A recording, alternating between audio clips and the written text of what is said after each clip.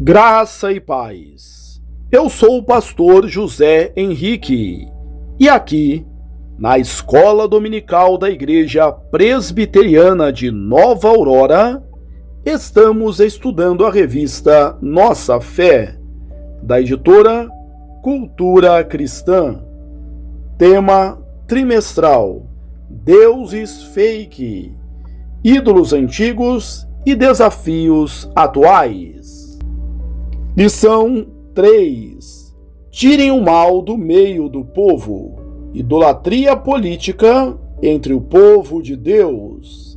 Texto básico, Deuteronômio 16, 21 a 17, 7. Introdução. A ênfase na pureza religiosa da comunidade se reflete ao longo de todo o livro de Deuteronômio. O perigo da idolatria já havia sido claramente abordado em Deuteronômio 13, 1 a 6, onde Deus ordena a morte do falso profeta, mesmo que ele realizasse sinais e prodígios verdadeiros. Deuteronômio 13, 5, confira também 17, 7. O falso profeta não deve ser avaliado por seus sinais, mas pelo conteúdo da sua mensagem. Pode ser o próprio Deus quem está permitindo essa provação para testar a fidelidade do seu povo. Deuteronômio 13, 3. O propósito de Deuteronômio não é estabelecer um código legalista, mas renovar a aliança de Deus com o povo, moldando o coração dos israelitas. A aliança não era um mero contrato jurídico, mas um compromisso espiritual. Deus proveu meios para que sua aliança não fosse um fardo imposto, mas uma realidade vivida com temor e obediência genuína. Podemos concluir que o tema central dessa passagem é a pureza religiosa da vida política do povo de Deus. Isso nos leva a algumas perguntas essenciais. O que esse texto nos ensina sobre a idolatria política? Como ele nos ensina, nos orienta a exterminar o mal do meio do povo de Deus? Acima de tudo, o que esta passagem revela sobre o próprio Deus? Essas são as questões que devemos ter em mente no estudo de Deuteronômio 16, 21 a 17, 7. Deus governa todas as esferas da vida de seu povo, inclusive a política, e exige fidelidade total, sem concessões à idolatria. Tópico 1. Adoração exclusiva. Deuteronômio 16, 21 e 22. A primeira e mais fundamental legislação da aliança trata da exclusividade do altar de Yahvé. Outro altar erguido ao seu lado, dedicado a qualquer falso deus, romperia a aliança e colocaria todo o povo em risco de dissolução espiritual e moral, desordem social e política, um perigo para a nação. Os dois cultos mencionados nessa passagem eram ligados à fertilidade. Os azerins eram árvores ou postes sagrados dedicados à deusa Azerá. As colunas eram monumentos erguidos para Baal, uma divindade masculina que representava poder e fertilidade. Isso significa que a idolatria em Israel era também uma questão de corrupção dos valores da criação. Em outras palavras, a confiança no ventre, Azerá, e no pênis, Baal, como fontes de vida, era uma distorção do verdadeiro poder criador de Deus. Essa distinção é crucial do ponto de vista das discussões de gênero e sexualidade. Israel foi afastado tanto da idolatria do ventre quanto da idolatria do pênis. O verdadeiro poder da vida e sustento deveria ser buscado apenas no Senhor. Politicamente, essa ordenança significava não substituir a imagem divina. O ser humano foi criado como imagem de Deus e recebeu de Yahvé a responsabilidade de governar a criação. Erigir postes ídolos era trocar essa corregência divina pela sujeição aos falsos deuses. Entendendo esse contexto da passagem bíblica, compreendemos como tudo isso se aplica a nós. Em primeiro lugar, política e imagens idólatras estão intimamente ligadas. Nós somos as imagens de Deus na criação, chamados para refletir seu governo e justiça. Portanto, derrubar todos os postes ídolos não é apenas cumprir o primeiro mandamento: não terás outros deuses diante de mim, mas também o segundo: não farás para ti imagem de escultura. Não podemos atribuir a falsos deuses uma autoridade que nos foi concedida por Deus. Em segundo lugar, a idolatria política continua presente hoje. Essa verdade ainda se aplica na forma de messianismos políticos, dos mais diversos, que nos apresentam todos os dias na esfera pública. Quando acreditamos que os problemas estruturais da sociedade serão resolvidos por uma eleição, uma política pública, uma ideologia, um partido ou um governante, estamos reproduzindo o mesmo erro de Israel. A esperança em líderes terrenos substitui a confiança no governo soberano de Deus. Por fim, em terceiro lugar, a idolatria política é vencida com culto correto.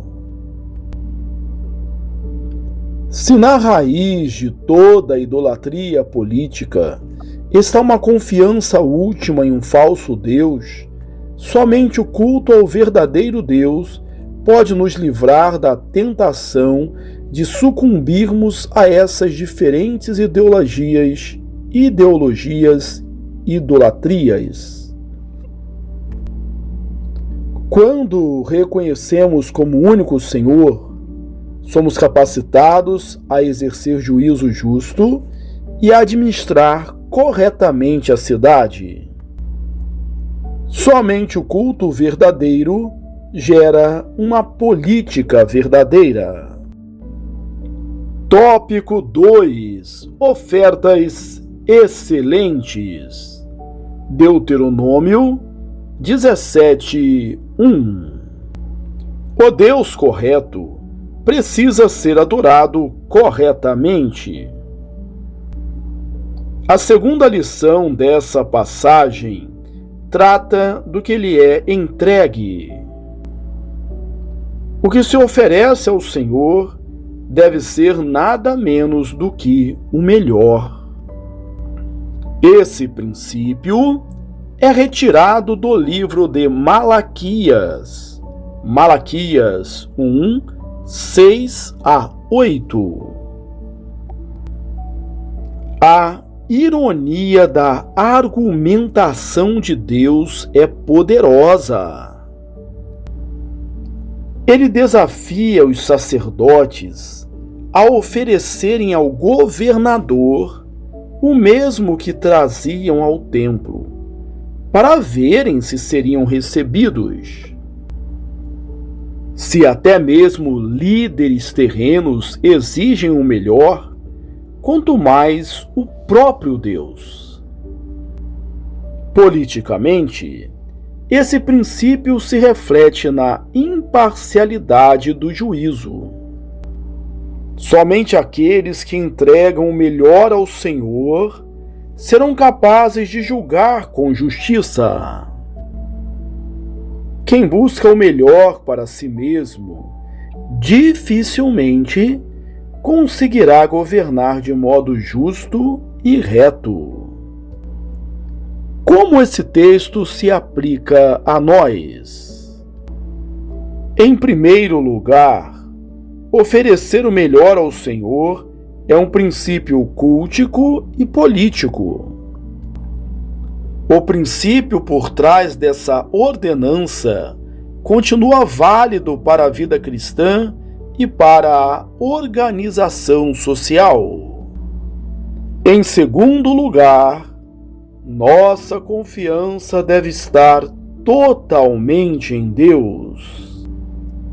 Se reconhecermos Deus como provedor digno da nossa adoração, então lhe dedicaremos o melhor do nosso tempo, dinheiro e energia, não para nossa própria conquista pessoal ou política. Além disso, em terceiro lugar, a idolatria política, seguida do desespero e da decepção, nasce quando colocamos nossa melhor expectativa em projetos humanos. Eclesiastes nos ensina que todos os esforços puramente terrenos são vaidade. Em último lugar, a oferta verdadeira a Deus transforma nossa visão sobre a sociedade. Quando adoramos corretamente, aprendemos a julgar corretamente. Quando damos o melhor a Deus, não seremos enganados por promessas vazias de salvadores terrenos. Tópico 3. Fidelidade estrita. Deuteronômio 17, 2 a 7. O terceiro princípio trata da manutenção da santidade do povo de Yahvé. A resposta bíblica para isso é direta e objetiva: exterminar o mal do meio do povo. Se alguém introduzisse idolatria ou abominações em Israel, deveria ser erradicado. A fidelidade a Deus não era opcional, e a nação deveria saber que o salário do pecado é a morte.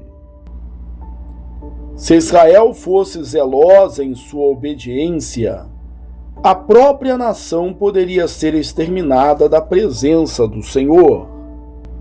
O texto ecoa Deuteronômio 13. Falsos profetas que levavam o povo à idolatria deveriam ser mortos. 1 Reis 18:40. Qualquer resquício de profanação deveria ser eliminado, pois a idolatria quebrava a aliança com Deus. No entanto, esse juízo deveria ser aplicado com prudência. Nenhuma sentença de morte poderia ser executada sem o depoimento de 2 ou 3 testemunhas. Em caso de execução, os próprios acusadores deveriam iniciá-la, assumindo a responsabilidade, evitando julgamentos injustos ou acusações levianas. Como devemos aplicar esse texto? Em primeiro lugar, a fidelidade a Deus exige pureza. Embora hoje não apedrejemos ninguém, o princípio teológico permanece o mesmo. O povo de Deus deve se manter puro. O pecado deve ser tratado na igreja com a mesma seriedade. Leia 1 Coríntios 5, 9 a 13. Ignorar essa responsabilidade nos compromete. Agora, em segundo lugar, politicamente falando, a negligência com o pecado leva à corrupção pública. Se não lidamos corretamente com a transgressão dentro da comunidade, sintetizamos valores estranhos e nos corrompemos publicamente. Isso acontece quando fazemos vistas grossas ao pecado da sociedade. Um povo sem zelo pela santidade de Deus se torna um povo fraco e vulnerável a qualquer influência externa. A fidelidade a Deus exige separação do mal. Em Israel, isso significava a remoção física dos transgressores. No Novo Testamento, isso não foi perdido, mas transposto para a prática da disciplina eclesiástica e o afastamento daqueles que corrompem a comunidade. Ignorar a necessidade da santidade atrai a disciplina de Deus. Confira 1 Coríntios 12, 31 a 33. Se nós queremos ser fiéis, devemos aprender a lidar com o pecado em nosso meio, sem concessões e sem neutralidade. Deus exige um povo santo, e aqueles que negligenciam essa exigência, cedo ou tarde, enfrentarão as consequências. Conclusão: a santidade cultica conduz ao homem ao bom testemunho público. O culto e a cultura não estão separados, mas interligados e se influenciam mutuamente. O coração dos cidadãos da cidade de Deus deve ser governado pelo amor exclusivo ao Senhor. Qualquer outro amor nos conduzirá aos vícios da cidade dos homens. A política, a justiça e a vida pública são corrompidas quando Deus não ocupa o centro. A tragédia de Israel foi sua repetida infidelidade. Muitas vezes, o povo quebrou sua aliança com Deus, substituindo o Senhor por ídolos. Essa traição custou caro. Israel pagou com exílio, destruição e morte. Mas a fidelidade de Deus não falhou. Ele zelou por sua aliança e providenciou os meios adequados para sua graça triunfar. Ele determinou que o sangue fosse derramado uma última vez. Na obra consumada de Cristo, todas as exigências da aliança foram cumpridas. O sangue que Deus exigia foi derramado definitivamente, e a justiça foi aplicada não sobre nós, mas sobre Cristo em nosso lugar. Essa mensagem, a mensagem do Evangelho, muda toda a nossa vida, inclusive nosso testemunho público. A aplicação. À luz de tudo que refletimos a partir da Palavra de Deus, podemos tirar algumas aplicações para a nossa vida. 1. Você não precisa dividir sua lealdade. 2. Você não precisa dividir sua energia. 3. Você não precisa temer a morte. Nossa adoração, nossas ofertas e nossa fidelidade pertencem exclusivamente a Deus. Isso nos livra da idolatria política. Concluímos a leitura da lição 3.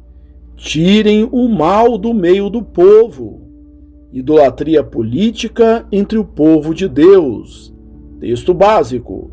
Deuteronômio 16, 21 a 17, 7. Que bom que você chegou até aqui. Deus te abençoe ricamente. Aproveito essa oportunidade para convidá-lo a ler os meus livros. Você é o que você fala e você é o que você planeja. Um forte abraço e até a próxima, se Deus quiser.